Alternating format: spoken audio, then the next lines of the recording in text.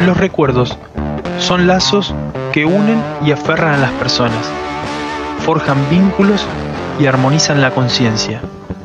Sean todos bienvenidos a El Primer y Último Día, un podcast donde vos sos parte.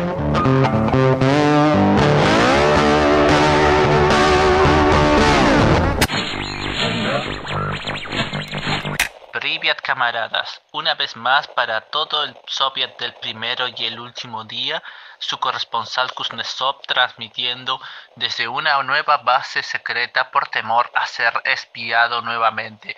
Aunque si bien eso es cosa del presidente saliente, las necesidades de dismanear gente nos hacen poner sobre la mesa la necesidad de poder protegernos unos a otros.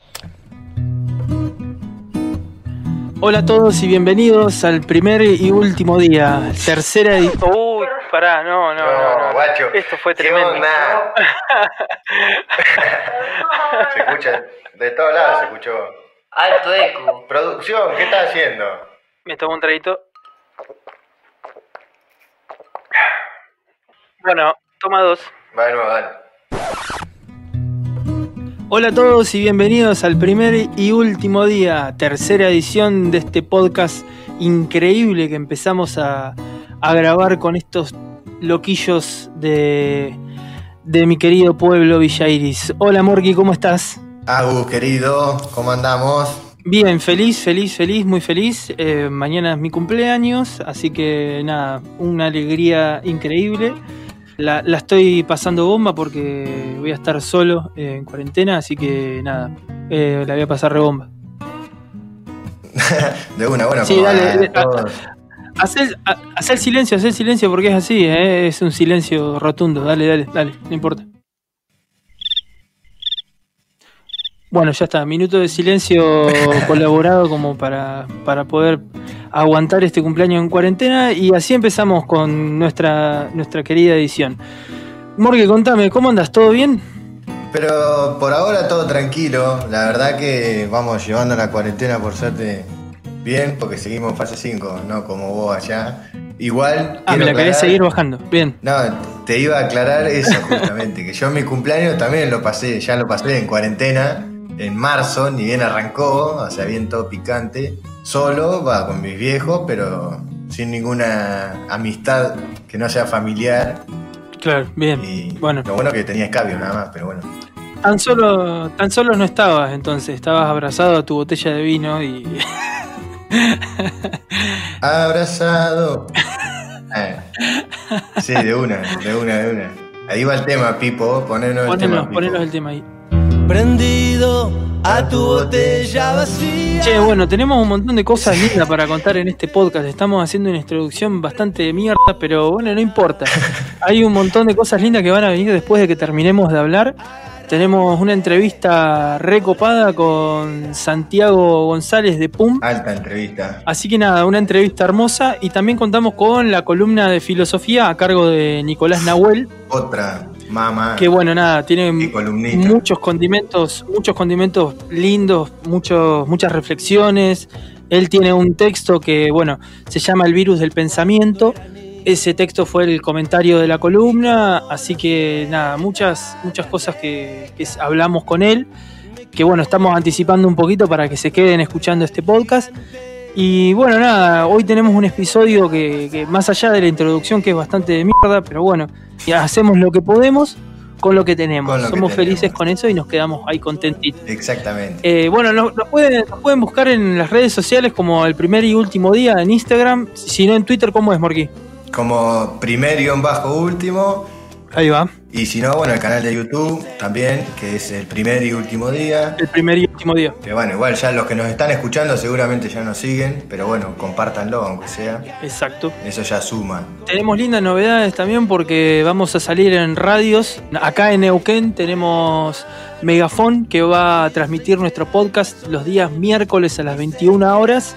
Vamos a salir todos los miércoles con este intento de podcast, que bueno, nada, los chicos se coparon, le pasamos la información y nos dijeron que estaba bueno, así que nada, también para toda la gente de acá de Neuquén, de la zona, la radio es una radio por internet, así que bueno, la pueden escuchar vía streaming por cualquier lado, pero bueno, tiene mucha audiencia acá de Neuquén, Cipolletti, Centenario. También tenemos novedades ahí de la radio Villa Iris, ¿no, Morgui? Sí, Carlos, acá en FM Signos 107.1. En estos días, si escucharon en su programa El Otro Lado, que hace con Max, también pasó un poco de data y tiró un poco de data ahí a la audiencia como para que nos busque y se copen a escucharnos. Así que bueno, perfecto. Contento y muy agradecido, obviamente, ¿no? Sí, obvio. Esto, la verdad que es una alegría enorme porque nosotros, si bien esto es bastante precario, por así decirlo, casero, nada, nos parece que es bastante lindo que la gente se cope. Y bueno, también vamos a comentar que tenemos un micro relato de un oyente que, bueno, también se copó y nos mandó su micro relato, que también va a estar incluido en este podcast. Así que bueno, sigan escuchando El Primer y Último Día. Y bueno, y así lo vamos dejando con la primera entrevista de este podcast. Los vamos dejando con Santi de Pum y nos vemos en un ratito. Che, en la descripción puedo poner apertura de mierda, ¿no? Mal, como 3 veces se repitió una apertura de mierda. No podía copetear, por eso estaba enojado. Programa. Pum ganó la edición 2019 del concurso y del programa y acaba de grabar durante una semana su segundo disco en los estudios 2 de Abbey Road, los estudios de los Beatles. Pum, que es el futuro de la música argentina, grabó un disco muy potente.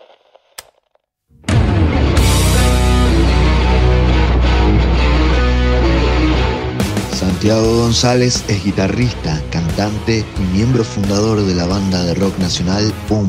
Cambian los reyes, la corona, cambia el tiempo y la forma.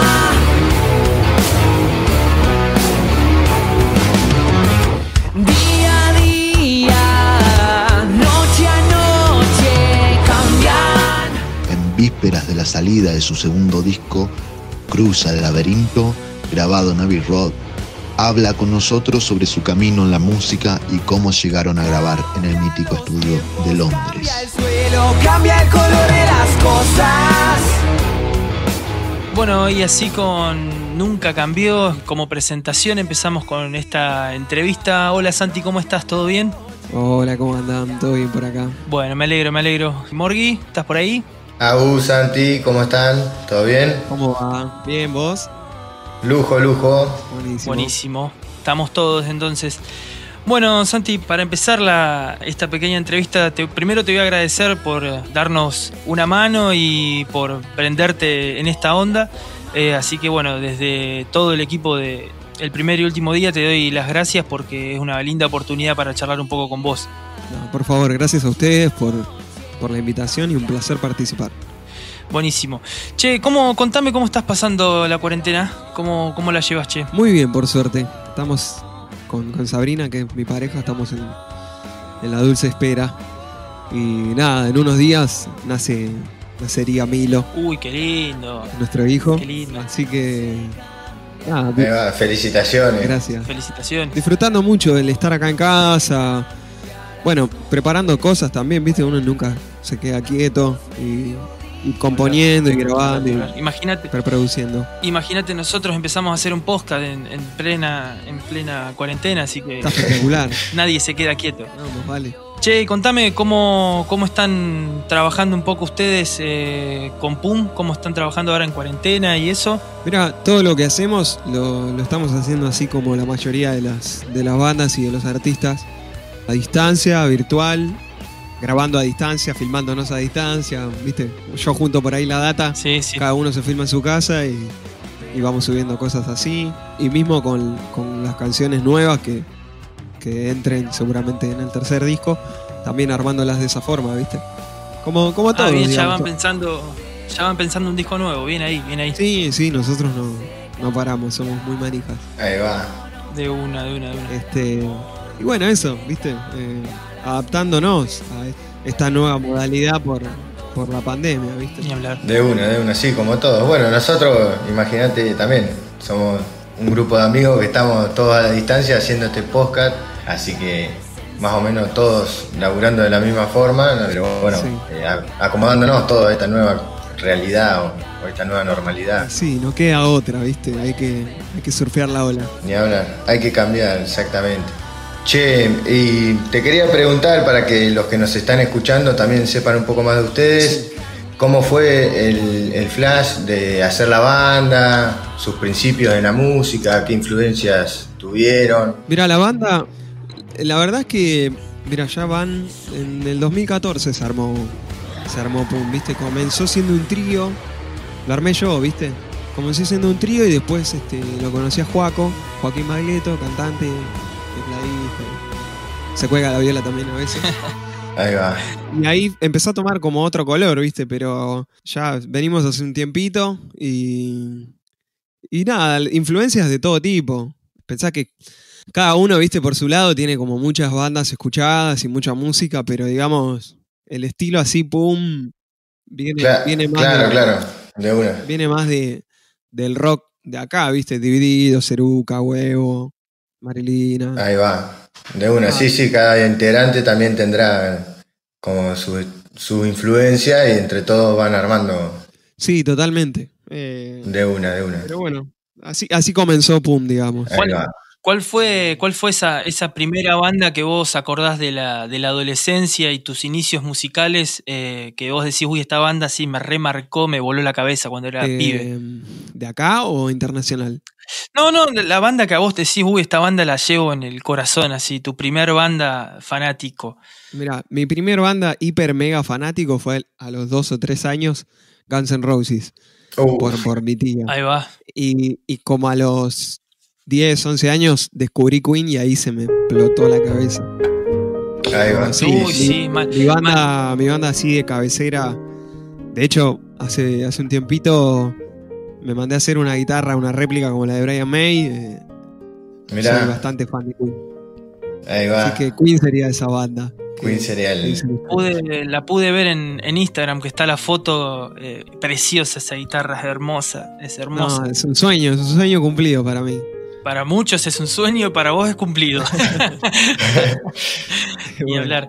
Contame cómo fue ese camino de la banda, empezar a tocar y llegar a el camino a Abbey Road, este reality bueno, desprende de La Viola, el programa de Bebe con Tepomi en TN, pero que es un formato más reality en el sentido de semanas y demás. Sí. ¿Cómo llegaron a eso ahí? Mira, nosotros nos anotamos para el camino a Abbey Road de 2018. Que bien. Para ese entonces, esa vez que se hizo el programa, era todo por votación del público, ¿viste? Claro. Sí. Estuvimos como ahí, viste, en el top 5 como unos días y después de repente aparecieron bandas con miles de votos y bueno, quedó ahí en nada. Al año siguiente, Sabrina, que es nuestra manager también, además de mi pareja, ahí va. Me dice, bueno, los voy a anotar acá de nuevo, qué sé yo, pero vení, anotate vos, me dice. Chan. Entonces, me anoto todo, esto fue comienzos de 2019, por como decirte, enero. Sí. Y ahí quedó, ¿viste? Nosotros seguimos tocando, seguimos armando cosas. De hecho, el disco que grabamos en Londres, en Abbey Road, ya lo habíamos empezado a maquetear y a grabar acá. ¿Hay temas que están en el disco anterior que van a salir en el nuevo, también como una edición nueva y eso? ¿Como para ir adelantando un poco? No. ¿O son todos temas originales de allá? son todos temas nuevos y algunos viejos. De hecho, Nunca Cambió es el primer tema de Pum. Ahí va. El primer tema que hicimos con Joaco. El primer tema que grabamos fue Nunca Cambió. Bien. Y bueno, lo renovamos un poco para este disco. Pero bueno, te seguía contando. Sí. Cuestión que nos anotamos a comienzo de 2019. La vida sigue, empezamos a grabar el segundo disco, todo, qué sé yo. La llaman a Sabrina de la producción de Camino Birro. Che, tienen que venir a tocar el martes a la trastienda. Claro, yo me había olvidado que nos habíamos anotado. Y fue como, ¿qué? Pará. ¿Cómo? Camino Birro. Bueno, dale, vamos. Y fuimos medio como sin saber qué podía llegar a pasar y sin expectativa de ningún tipo. Para nada, ¿viste? Claro. De hecho, estábamos grabando las cosas, el disco nuevo y pensábamos empezar a mezclarlo y bueno, elegir algún tema que salga de single, qué sé yo. Vamos, pasamos la primera ronda y ahí fue como que nos empezó a cambiar un poco la perspectiva y la cabeza de decir, bueno, paremos la bocha porque si sale esto es un golazo. Claro, olvídate que sí. Y bueno, empezamos a trabajar más en lo que sería la performance de la banda, tratar de hacerlo cada vez más impactante, qué sé yo. Bueno, la cuestión está así como dijiste vos, medio reality del programa. Sí. Y bueno, se fue dando y ganamos. Claro, sí, fue todo un proceso que primero no lo podían, o sea, no le prestaron mucha atención porque el camino de ustedes iba como una banda que está tocando, que empieza, que arranca, qué sé yo, y pum, le cayó esto, así, literalmente. Totalmente, como el nombre, pum, ahí al toque. Sí, total. Así que no, qué loco. Y contame cómo ganan el premio y arrancan para Londres. ¿Cómo fue todo eso? ¿Qué sensación fue? Mira, cuando ganamos, tardamos varios días en caer. De hecho, a mí no se me cayó una lágrima cuando ganamos. Al otro día, entre llamados de familia y amigos y todo, y te acordás de cosas. Sí. Me lloré la vida y fue como, nada, tantos años también, no solo viene con Pum esto, ¿viste? Claro, no. Yo toco desde muy chico y bueno, trabajo todos los días para esto y fue como una especie de recompensa, una recompensa enorme. Claro. Que te manda el universo y que te dice, tomá, claro. te sacude, te mueve todo, ¿viste? Ni hablar. Y bueno, nosotros cuando ganamos, el programa se grababa, ¿viste? Y salía como al mes. Entonces ganamos y no pudimos decir nada, no podíamos publicar nada en las redes. O sea, el programa iba emitiéndose un mes tarde. Entonces, era como contener la manija de comunicarlo. Traigan puerta que manijas sobran. Claro, totalmente. Y bueno, cuestión que cuando ya salió el programa de la final, ahí sí ya lo pudimos comunicar y gritarlo a los cuatro vientos, ¿viste? Wow. ¡Qué loco! Y bueno, y después todo el viaje fue alucinante. Realmente todavía seguimos cayendo de todas las cosas que vivimos, porque la verdad que fueron 24 horas durante 12 días, porque nosotros 6 fueron en el estudio, después nos quedamos, pasamos Navidad ya, bueno, claro. Decidimos hacer la nuestra.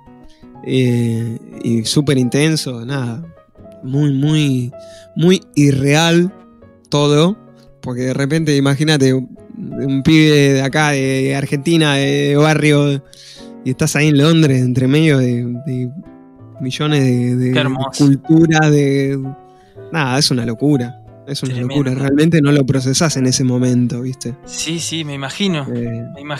Che, contame qué onda Wallace y Michel Peroné, que fueron sus coaching, por así decirlo. Bueno, Michel Peroné fue el productor del disco y qué onda, cómo fue esa relación ahí adentro del estudio y hasta ahora tal vez siguen en contacto con ellos y siguen hablando. Mirá, con Michel empezamos a preparar antes de ganar.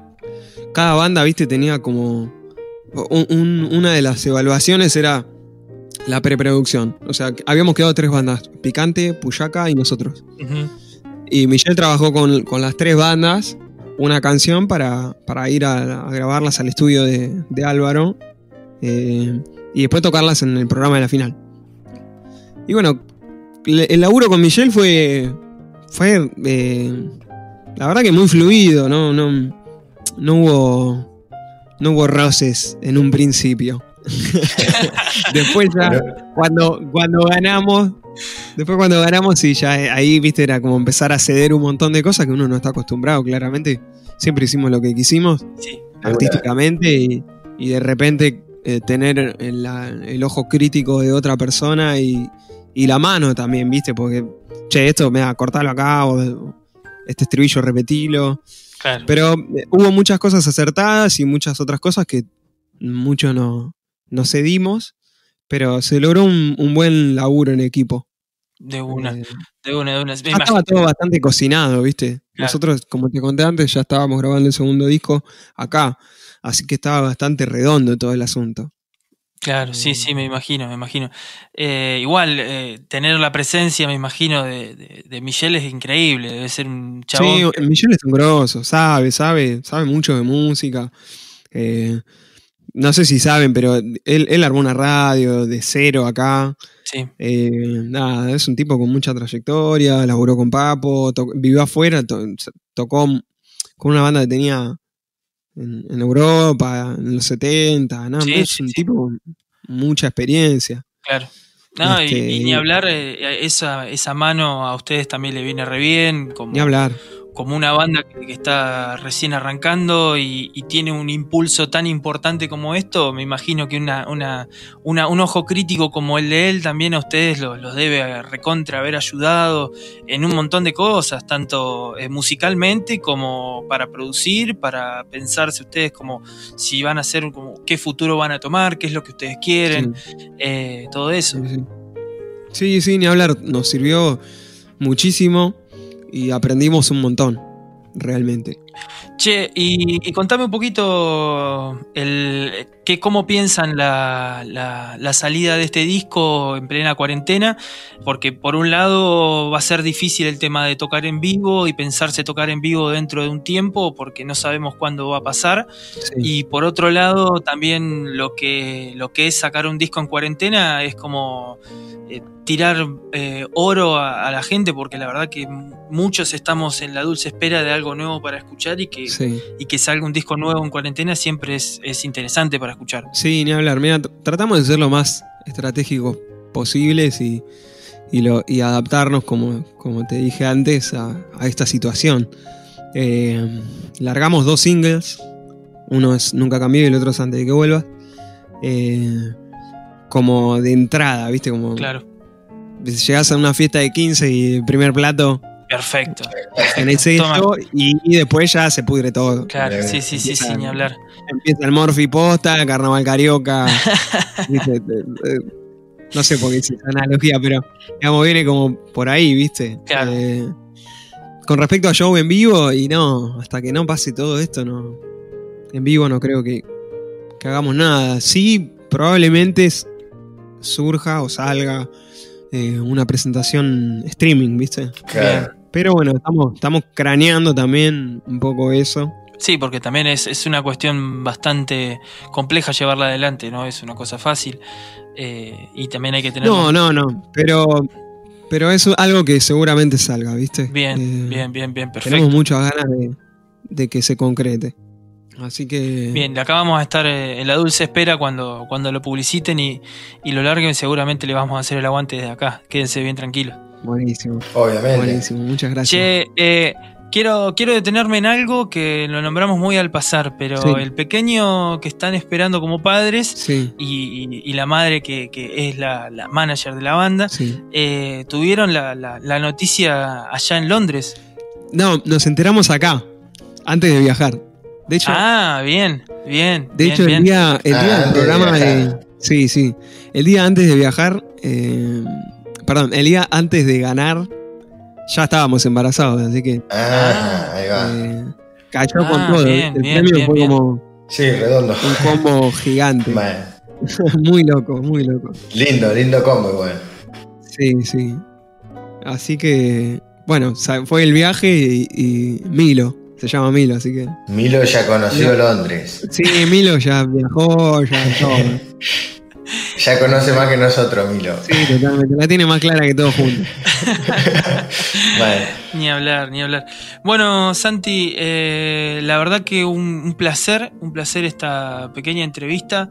Igualmente. Y bueno, nada, vamos a estar en la dulce espera de ese disco para cuando salga, lo vamos a publicitar y vamos a estar escuchándolo seguro.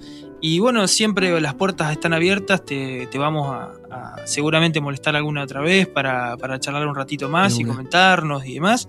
Encantado. Y bueno, te dejo si querés un ratito para que digas todas las redes sociales que tienen, los medios para que se pongan a escuchar la banda y demás. Nada, encantado de participar en lo que pueda aportar y ayudar y colaborar. Las puertas están abiertas.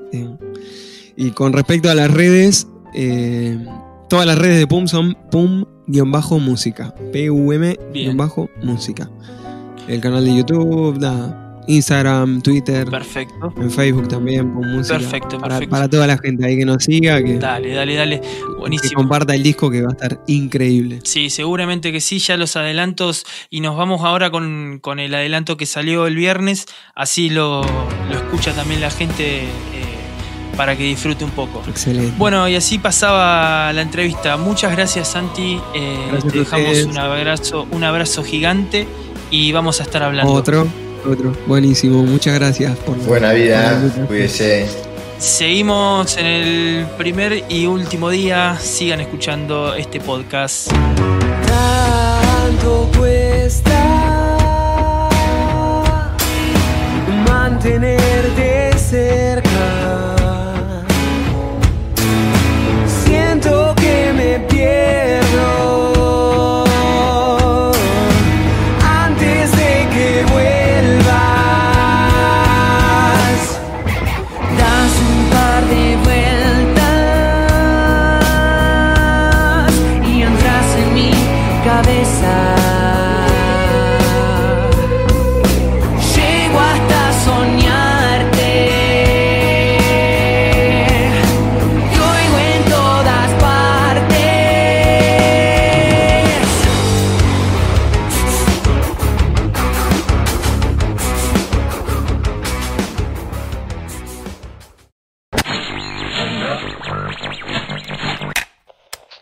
En noticias internacionales, ha pasado por primera vez en tiempo un 4 de julio sin que la República Popular Democrática de Corea lance un misil para decirle feliz 4 de julio al gran Satán. Vivir sin filosofar es propiamente tener los ojos cerrados sin tratar de abrirlos jamás. Es por eso que proponemos Ética Filosófica, una columna de debates y reflexiones apuntando a pensarnos en este presente y por un futuro mejor. Y bueno, y así comienza la columna de filosofía. ¿Cómo estás, Nico? ¿Todo bien? ¿Cómo andás, Agus? ¿Cómo andás, Morgui? ¿Todo bien? Nico, bien. Yo estoy acá tranqui, expectante para empezar la primera columna. Qué bueno. Perfecto. Bueno, Nico, mirá, hoy vamos a tratar un escrito tuyo que se llama El virus del pensamiento. Comentame por ahí los primeros hilos del texto. Lo escribiste hace poquito, estamos en medio de una pandemia y bueno, hace referencia a este contexto, ¿no? Así que bueno, nada, comentame más o menos los primeros hilos. Sí, mirá, en realidad el texto nace de una humilde intención, que es la de tener que decir algo entre tanto artículo que salió, tanto filósofo, filósofa, filósofe, con mucho prestigio en la academia, como puede ser Bill Chung-han o Zizek, también Butler, bueno, mucha gente salió a hablar, inclusive no solo desde el lado de la filosofía, sino también desde el lado de la ciencia.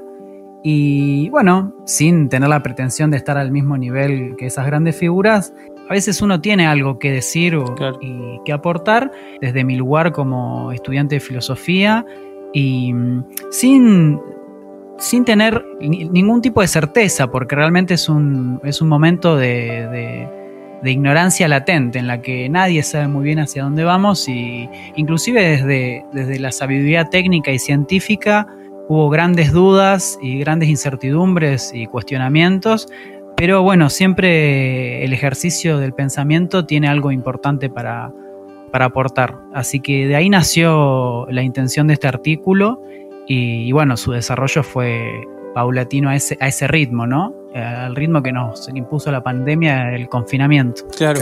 ¿Y cuál sería la primera idea central a la cual acudís, a cuál vas en el artículo?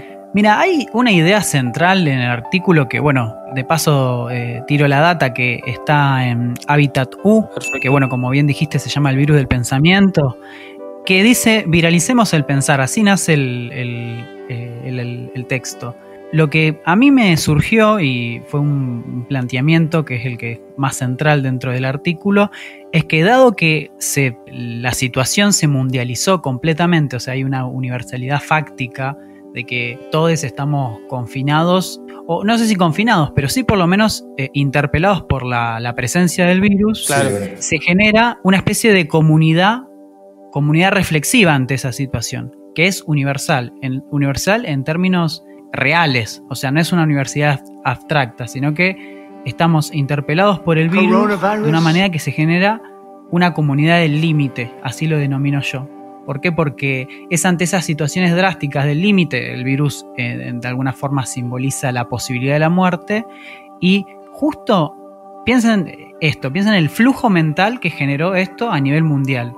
En 3 días, muchísimo. En 4, en una semana, claro. Generó una capacidad reflexiva de la especie humana en términos, no en individuos aislados, sino en la especie en general, fue el tema común de todo el mundo.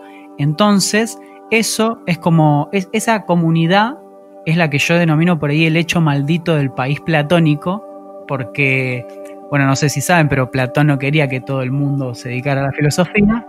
Entonces, sería el momento adecuado para que todo el mundo empiece a filosofar. Bien. Es decir, que se abra una dimensión reflexiva dentro de lo que es la cotidianidad automática que nos propone el capitalismo y la linealidad productiva con la que generalmente encaramos todos los días. Perfecto.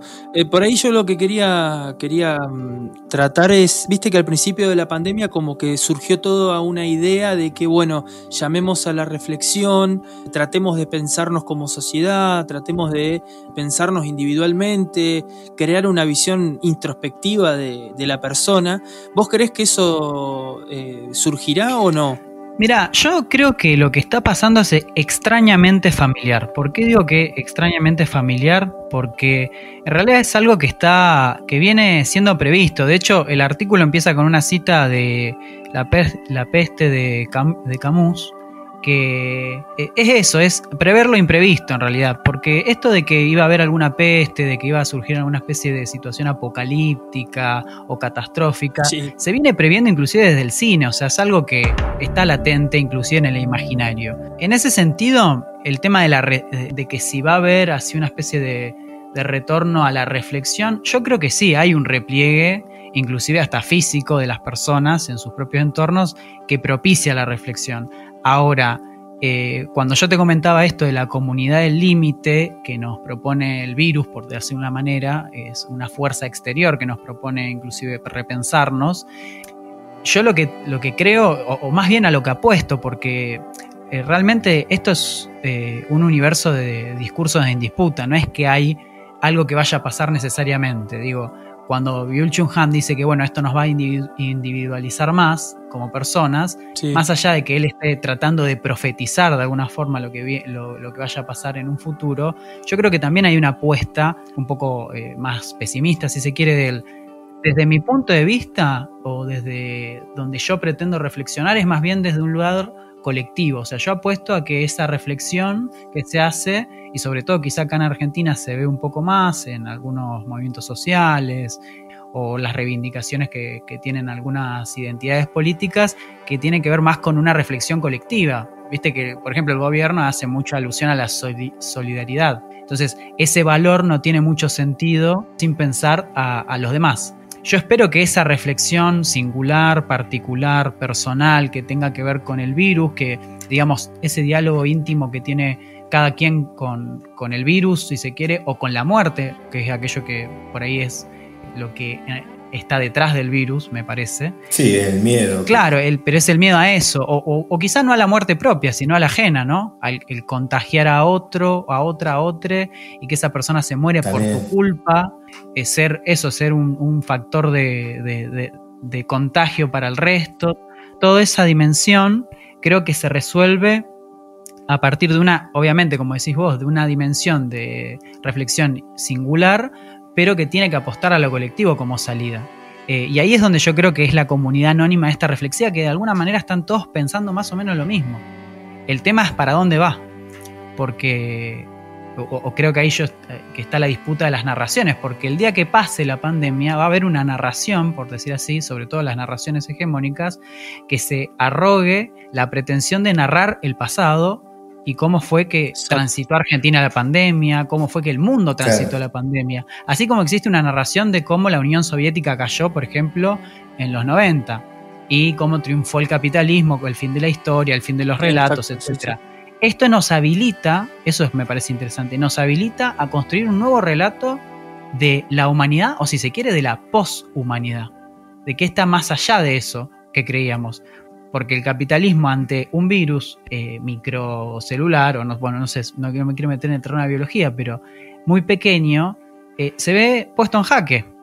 Muchos dicen que no, que bueno, que quizá el discurso sea una reactualización de los discursos neoliberales capitalistas, pero yo creo que siempre estamos en la dimensión de la disputa y bueno, el texto contribuye a eso, a meter un hueco en los discursos que nos proponen una vida peor, una vida más individualizante, más alienada. Bueno, el discurso que yo trato de empuñar en el texto viene a tratar de ser un discurso que apunta hacia la liberación, hacia la reflexión colectiva, hacia un lugar de emancipación, que creo que el virus promueve o de alguna manera abre ese afuera del capitalismo que todavía no tenemos y que de alguna forma tenemos que inventar. O no nos queda otra, si no es la resignación. Claro. Vos, Morgui, tenías alguna pregunta, creo que estaba buena. Sí, no, es algo que me llamó la atención y me hizo clic al toque así en la cabeza, que vos haces referencia a como que el capitalismo toma al virus como algo externo que viene a hackearlo, digamos, pero como que en realidad el virus es algo que nos involucra a todos, igual, o sea, es algo de acá, no es que viene de afuera. Sí, tal cual. No, eso que si te podés playar un poquito porque me voló la cabeza eso, me hizo... Bueno, bien ahí. Mirá, yo creo que el virus se lo toma como un componente natural del mundo natural, que bueno, es un gran problema filosófico el tema de la naturaleza en sí misma, si existe algo así, pero para mí es un híbrido, es el fruto de un sistema capitalista moderno mundial que interacciona de tal modo con la naturaleza que crea este tipo de virus que después, a partir de que hay un 20% de la población mundial que viaja en aviones, puede expandirse como una pandemia. En otros casos históricos, quizá este virus no hubiese sido una pandemia.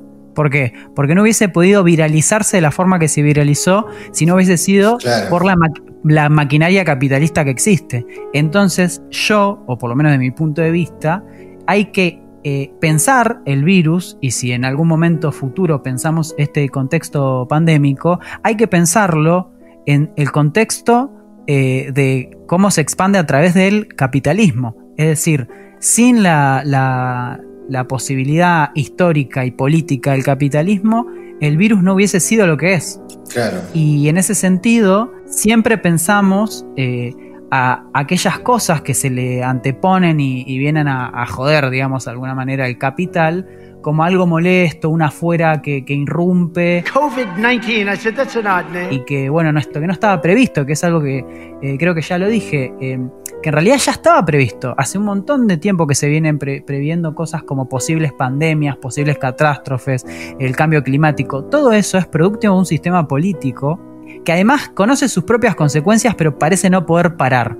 Y eso es muy interesante, que ante una muerte inminente o una catástrofe inminente del propio sistema, el sistema ni siquiera quiera parar ante eso.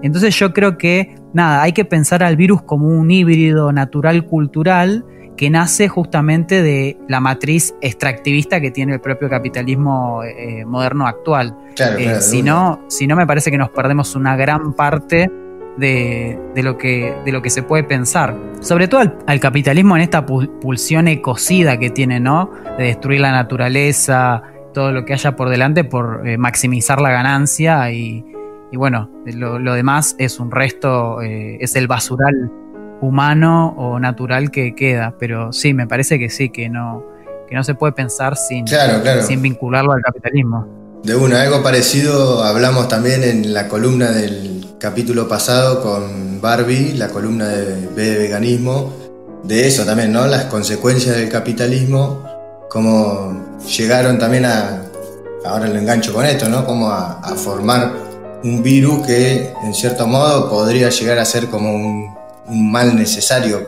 para el capitalismo, como para que nos avivemos, ¿no?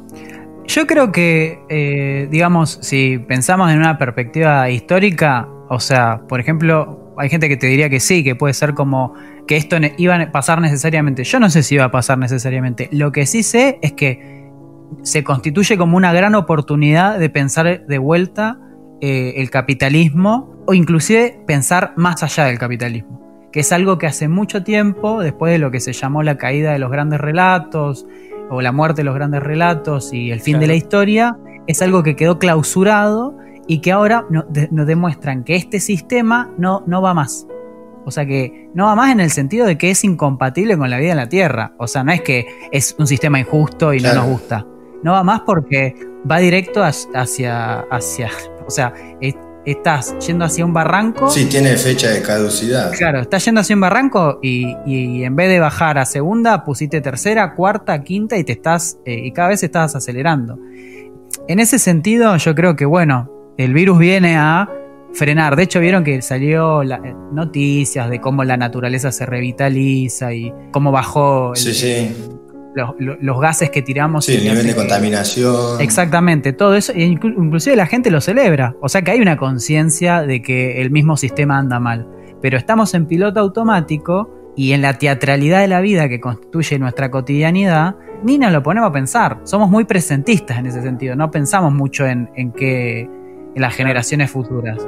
Pero bueno, yo creo que el virus viene a desmontar. Claro, vos planteás eso del tema del futuro, lo planteás como una de las cuestiones que hay que incluir dentro de toda esta batería de cuestiones que tenemos que reflexionar, que me parece que es bastante necesario, porque no solamente el futuro del porvenir de la humanidad y cómo desarrollarlo, sino en el sentido de la temporalidad del futuro a corto plazo, el tema de el fin del antropoceno, esas cuestiones que ven al hombre parado en la tierra y se pregunta, bueno, si vamos a un precipicio, ¿qué es lo que tenemos para adelante? O sea, para adelante parece que ya no hay nada.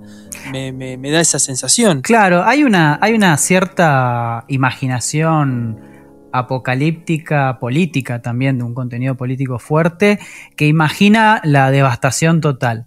Hay una autora muy interesante que se llama Donna Haraway que plantea esto de una imaginación futurable en el sentido de que sean futuros posibles, digo, no futuros que sean incongruentes con la posibilidad de nuestra vida y el desarrollo integral de nuestra vida, digo, porque si no, bueno, no sé, podemos pensar en las series que vemos todos los días, así, o películas ya que tienen varios años acerca de futuros distópicos, pero claro, la distopía. Claro, hay que renovar la imaginación política para poder pensar futuros posibles que realmente sean compatibles con el desarrollo de nuestra vida como seres humanos, humanas, humanes, pero también con una conciencia ecocrítica, entendiendo que vivimos interdependientemente con la naturaleza, con el entorno, con el medio ambiente, con el ecosistema, o como lo querramos llamar, con la madre tierra, con la mapu, con la pacha, como sea, pero que esa interexistencialidad que se nos implica tiene consecuencias. Es decir, si vos agarrás y haces lo que está haciendo el capitalismo con el planeta, y van a pasar esta cosa, va a tener cambio climático, vas a tener pandemias, vas a tener grandes conflictos poblacionales. O sea, todo eso tiene que ver retomo con lo que decía Morgi, o sea, tiene que ver con la organización de un sistema político que pareciera que tiene secuestrada la imaginación y que no nos permite pensar mucho más allá de sí mismo. Entonces hay que buscar una afuera, y yo creo que el virus de alguna forma nos lo dio, y esa es la dimensión reflexiva que se abre, ese hueco que se abre para meter nuevos discursos donde hay una comunidad anónima que está pensando, bueno, ¿qué hago más allá de esto, loco? Porque no puede ser, así no podemos vivir. Ojalá sea así, no sé, viste, qué sé yo, es una apuesta política también, es un discurso. Claro. Sí. No sabemos si esto Exacto. mañana va a ser, nos van a dominar mejor. Quizá con la excusa del virus nos dominen mejor, digamos, es una posibilidad también real. Pero yo creo que se constituye en un gran tema cosmopolítico.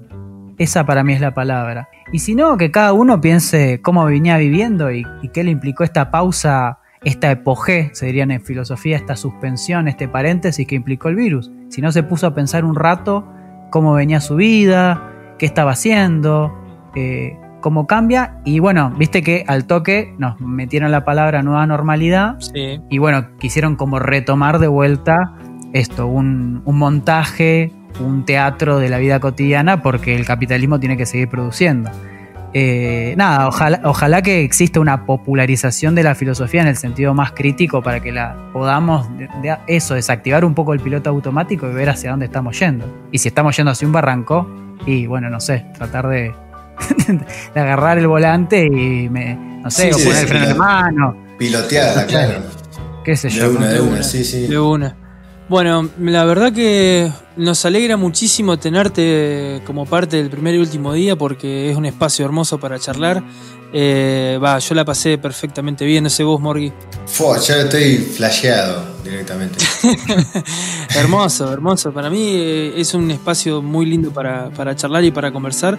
Te agradecemos un montón, Nico, por participar y por coparte con esta columna. Y bueno, seguramente ya van a venir nuevos temas y algunas cosas que van a ir surgiendo. Favor. No, yo les agradezco a ustedes, y bueno, al auditorio invisible que nos estará escuchando en este momento también. Pero nada, sí, es importante mantener la conversación, aunque sea a distancia, y me parece que el espacio que están proponiendo y que están impulsando está muy bueno. Bueno, muchas gracias, Nico. Gracias. Y bueno, y así nos vamos despidiendo de la primera columna de filosofía en el primer y último día. Hijita de pan en la grieta. Tómate el vino que se derramó en el descuido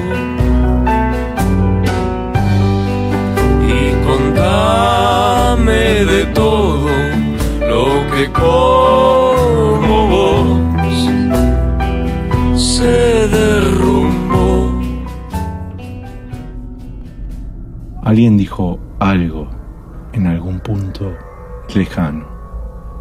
Lo recibimos expresamente por algún sentido. Retumba en la cabeza. Alguien dijo algo en algún punto lejano. Lo recibimos expresamente y por algún sentido retumba en la cabeza. Luego existe el silencio. Ese agujero que en la nada existe. Aniquilado desaparece, aniquilado. Preguntar, ¿qué es? ¿Cómo es? ¿Qué dice o escribe? ¿Existe la pregunta? Estas son inquisiciones propias de quien crea el tiempo. Mientras tanto, un sabio acotará con voz de experiencia. ¿Quién habla?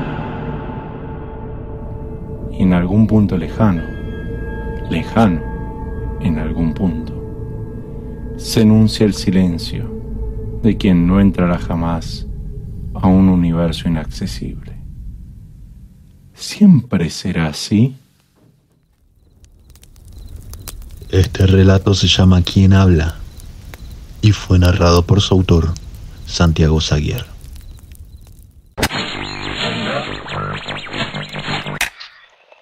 como noticia de última hora, para que no digan que solo damos noticias negativas, desde Brasil nos informan de que Jair Bolsonaro, el Führer del Brasil, acaba de dar positivo para coronavirus.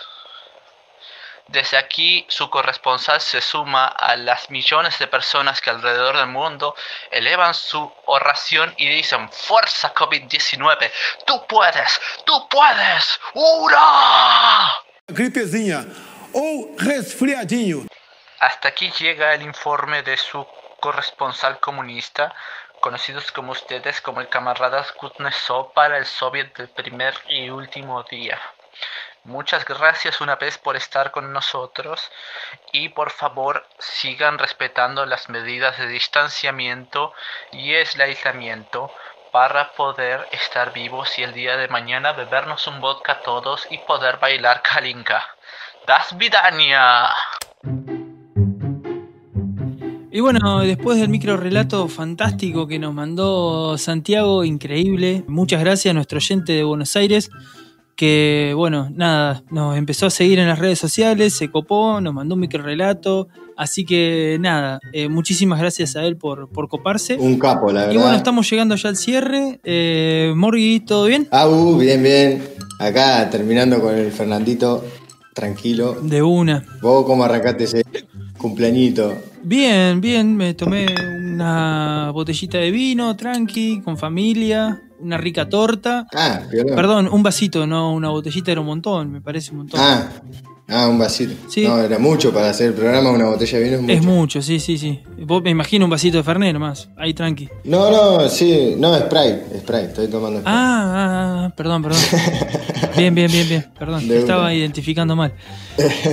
Bueno, nada, resumiendo un poco todo lo que pasó en este podcast, nada, hermoso, toda la entrevista que hicimos con Santi, le agradecemos un montón a la gente de PUM por brindarnos esto que, se recoparon, que fue la entrevista que pasó. Y bueno, Nico, nada, nos sirvió muchísimo la charla, reflexionamos un montón, nos reímos mucho, nos voló la cabeza. Después tuvimos una conversación aparte de la grabación que también nos reímos mucho, salió una prometida juntada, así que bueno, seguramente más adelante puede ser que salga una fiesta el primer y último día cuando se pueda juntar después de la cuarentena.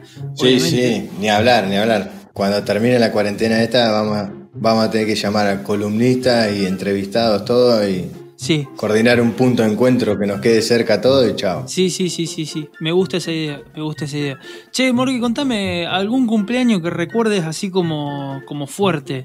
¿Cuál será? Cumpleaños fuerte. Y así, el primero que se me viene, te voy a tener que hacer parte a vos, indefectiblemente, porque ocurrió en tu quinta. No sé si ya te estás acordando de alguna imagen. 2 corderitos, uno que ya era medio oveja, durísima, ¿tá? Y otro lindo. No me acuerdo la cantidad que éramos en esa quinta. Mucha gente. Fue muy bueno. Había gente que ni siquiera sabíamos quién era y apareció. Claro, aparte de eso fue como que... La verdad que fue... Cayó gente así... Mucha. Sí, mucha. Fue épico. Sí, épico. Me acuerdo de algún vehículo. Yo tengo un recuerdo de una persona que cuando nos estábamos yendo, que estábamos juntando ya todos los restos y demás, en un momento enfilamos como para irnos y bueno, nada, cerramos la casa, juntamos, qué sé yo, íbamos caminando como 2 o 3 cuadras y... Che, nos falta tal. Uy, sí, pero yo lo voy a acostar... ¿Se acostó a dormir o no? Ah, sí, ¿qué? ¿No lo llamaron? Claro. No. Ah, bueno, entonces debe estar durmiendo. Volvimos otra vez a la quinta, abrimos la puerta, todo, fuimos a la pieza, entramos, y estaba dormido. Señor ahí, tirado, tapadito, obviamente. No lo vamos a nombrar. No lo vamos a nombrar, obviamente. Queremos resguardar su integridad. Pero estaba dormido ahí muy, muy cómodamente en la cama. Lo despertamos, bueno, y el tipo salió caminando entero, muy fresco como una lechuga.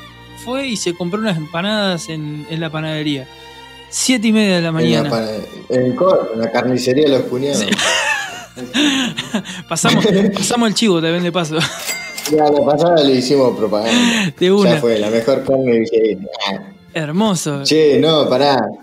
Y vos, contame uno, que igual seguramente capaz que yo estaba, pero bueno, para que le cuentes a la gente alguno épico tuyo de tu cumpleaños. Y épico de mi cumpleaños.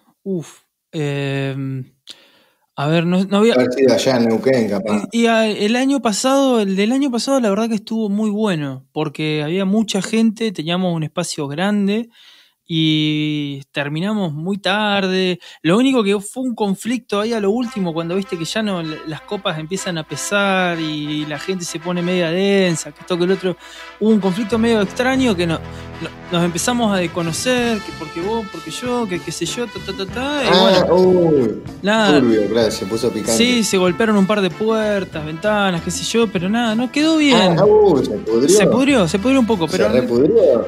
Pero más allá de eso. No, el mío fue épico porque. Más allá de eso, el cumpleaños estuvo muy bueno, estuvimos tocando mucho tiempo la guitarra y la pasamos muy bien, pero fue el primero que se me vino a la cabeza porque había mucha cerveza, y cuando digo mucha es mucha, y por eso mismo terminó pasando eso del golpe de las puertas y qué sé yo. Creo que fue una consecuencia de la cantidad de cerveza que había. También puede ser eso. Mirá vos, cómo me la perdí. Pero bueno, este podcast fue muy especial porque también tuvimos la participación de la entrevista y demás. Para nosotros, particularmente para mí, fue muy especial porque es como la primera vez que desarrollamos una entrevista con alguien muy importante dentro de la música, me parece a mí. Y nada, queríamos invitar a la gente que siga a la banda. A Pum. Pum. En todas sus redes sociales son Pum. _música. Exactamente. Y bueno, Nico con su columna que la pasamos muy bien, charlando. Maravilloso. Interactuamos sobre todas las cuestiones que tienen que ver con la reflexión filosófica que hace a la cuarentena y muchos autores que tienen también mucho que ver con la reflexión filosófica. Así que bueno, esto sería lo que va dejando el tercer episodio del primer y último día. Morgui, ¿tenés algo más para decir? Me quedo con el texto de Nico, el virus de la pandemia, que está bueno para el que haya escuchado toda la columna de filosofía, que lea después ese escrito, que ahí Nico dice en dónde está subido, para que puedan cerrar bien toda la columna, digo, para complementar. Exactamente. Y después, nada, agradecido de que nos sigan escuchando y que nos compartan en las redes, que se copen con alguna respuesta. Exacto. Acá con los pibes estamos festejando el cumple del otro conductor a la distancia. Así que. Gracias. Nada, esperemos que les guste, les haya gustado en realidad. Agus. Bueno, gente, Morgui, muchísimas gracias a todos. Cuídate mucho, cuídense mucho, disfruten esa noche. Abrazo a la distancia. Dale, loco, un abrazo grande para vos y nos vemos pronto. Gracias. And the world, I'm turning inside out, yeah. I'm floating around in ecstasy, so don't stop me now. Don't stop me, 'cause I'm having a good time,